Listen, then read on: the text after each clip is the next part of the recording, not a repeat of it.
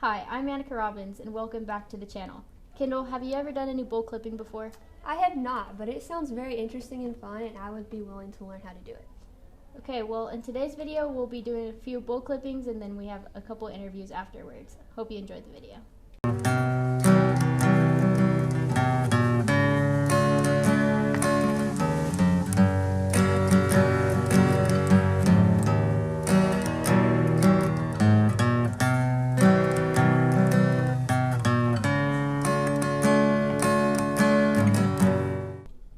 Today we're here with Swade Clevenger. We're going to start off with asking you a few questions.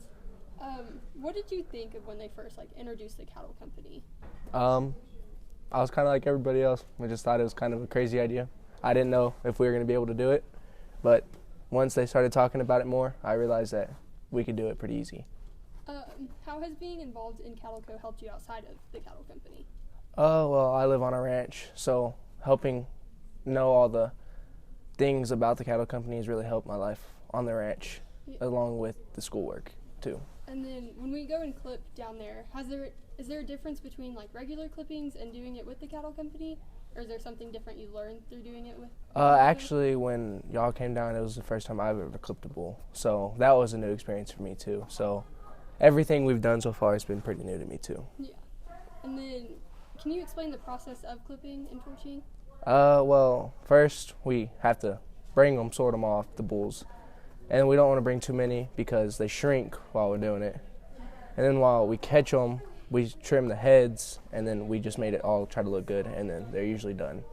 So which areas do you torch and which areas do you clip? Well, the torch is like the body, and then you usually trim the heads. And what's the reasoning behind doing different things in different parts of it? Well, there's not really many sensitive parts in the body, so you can torch that easier without hurting the cow more than you can do with the head. Okay, and we're going to end on, what are some things that you are involved in outside of Cattle Co or enjoy doing? I am on varsity for basketball, and I was on varsity for football, so those two were pretty big in my life. And then I also like just hanging out with my friends. That's awesome. Well, thank you for talking with us today. Mm-hmm.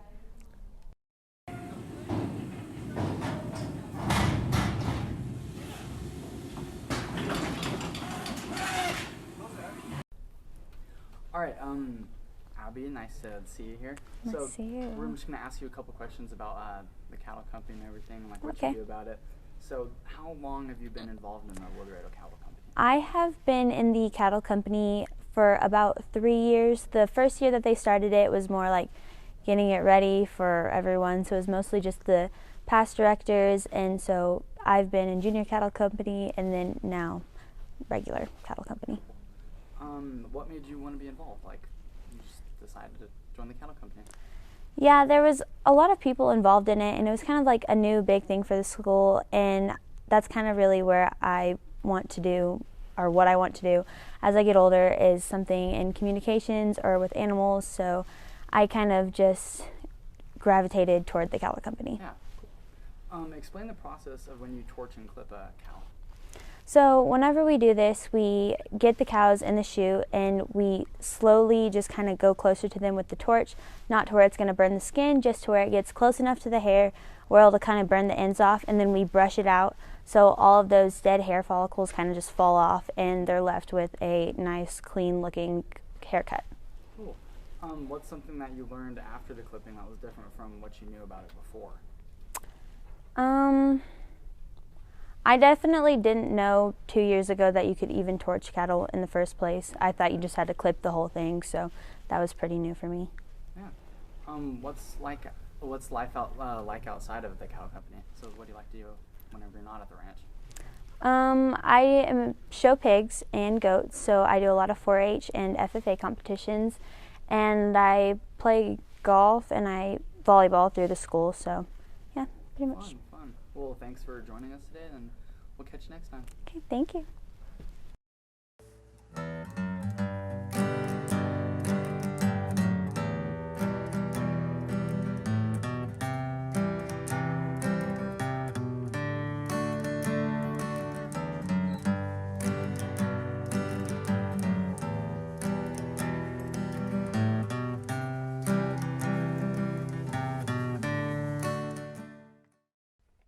Thank you guys for tuning in. Special thanks to Behringer Ingelheim for their ongoing support.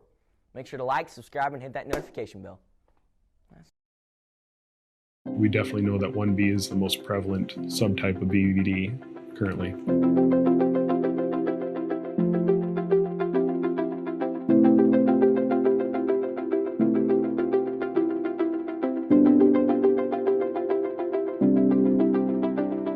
Over the past 30 years, we've noticed a trend of a little bit of a shift in the dominant genotype or subtype of BVD. And historically, type 1A was the most prevalent, and just every decade, the prevalence of type 1B has become higher and higher. And studies currently will show that about 75% of samples that are typed are subtype 1B.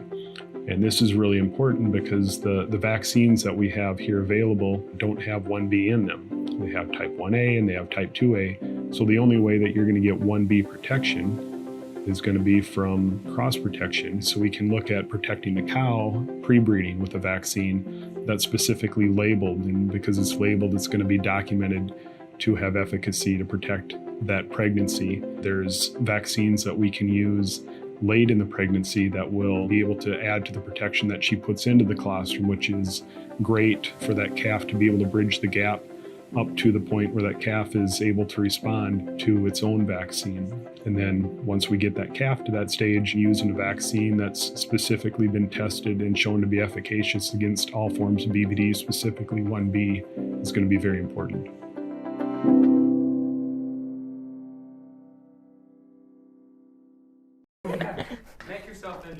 Salute.